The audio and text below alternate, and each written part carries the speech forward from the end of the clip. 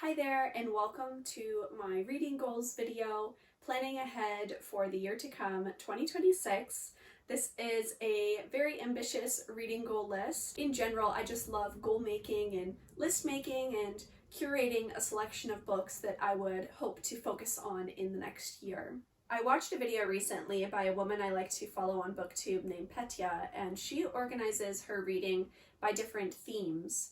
And I was really struck by this and wanted to incorporate that into my reading goals for the next year, picking 5 specific themes that I want to explore. I really wanted to make my reading list with intention, and I feel like organizing these books by themes has me even more excited about what I'm going to be reading because I know that I will be exploring a topic in depth.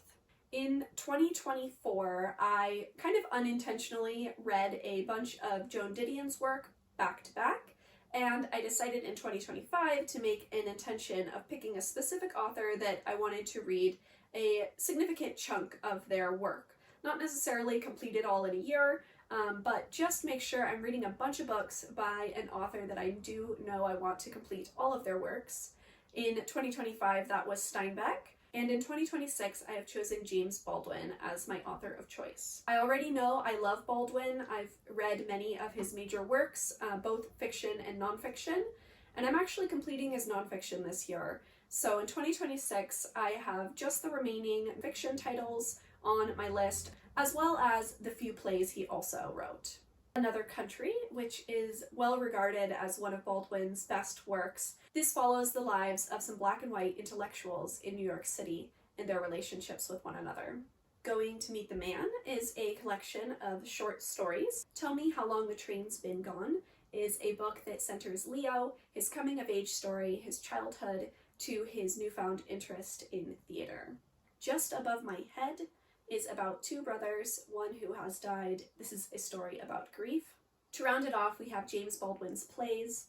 The Amen Corner is about a woman in a church and her estranged husband.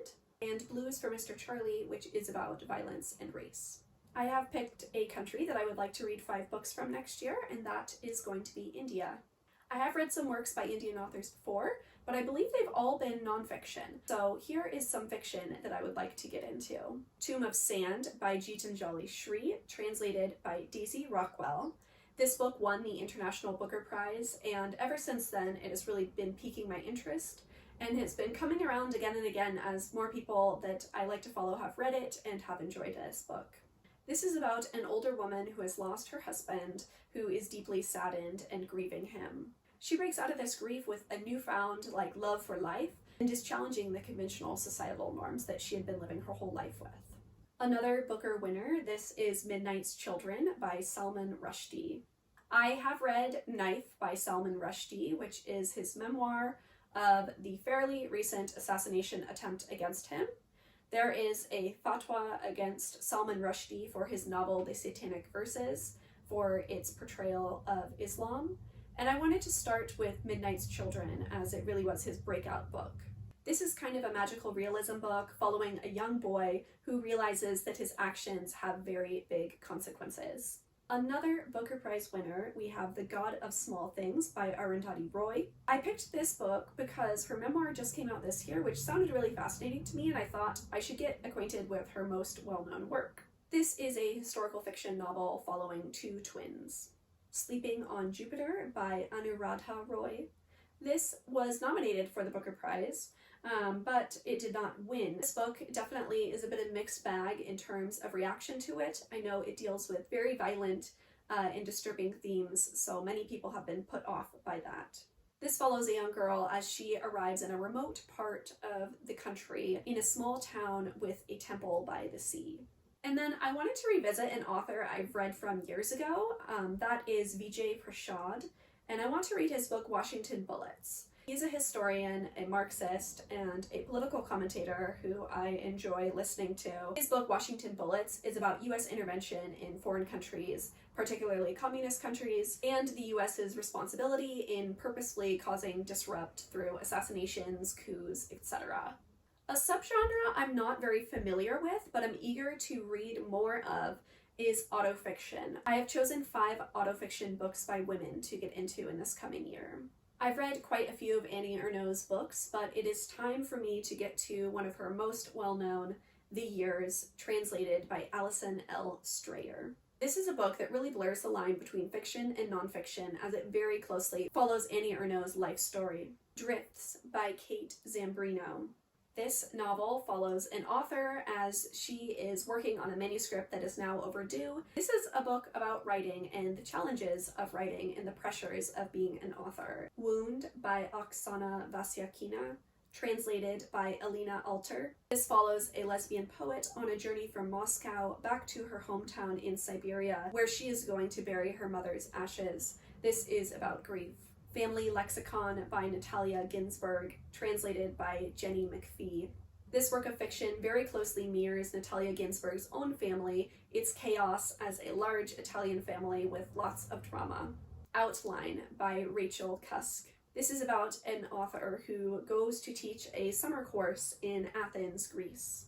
I have chosen a time period, the Harlem Renaissance. I've already read some of the larger named works in the Harlem Renaissance, but want to continue as I've loved all of these books and especially love the works that this time period has produced. Black Boy by Richard Wright.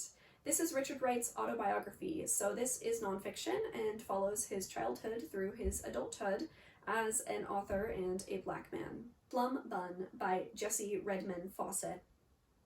This is a story of a young black girl who realizes that she can pass for white. This book sounds like it is similar to Passing by Nella Larson, which I really enjoyed, but just a lesser known work of this time period.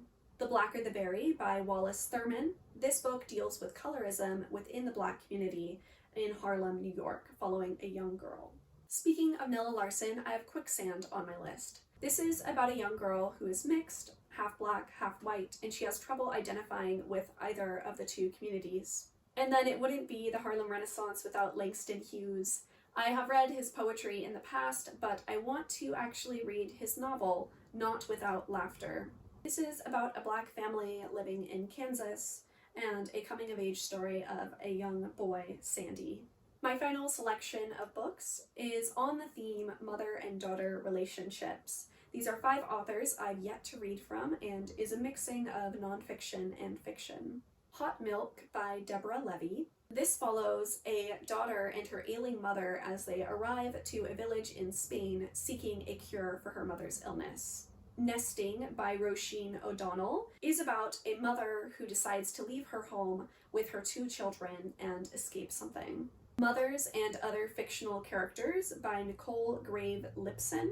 This is an essay collection about mothers in books. I'm excited to read this book as I'm sure it will expand my reading list.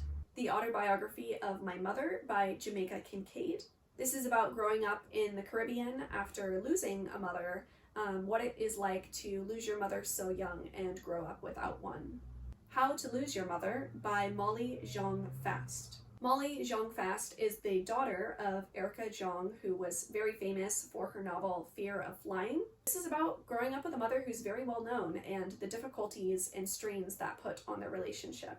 That is my list of specific titles I would like to get to in the next year. In terms of other reading commitments I will have for the next year, I know that I will do again a reading challenge with my sister for our local used bookstore, so that will add 12 more books onto my list once we pick and decide on those. And I know I'm going to be reading some books with my mom next year, buddy reading those together. Those will be another commitment that we have yet to pick out together.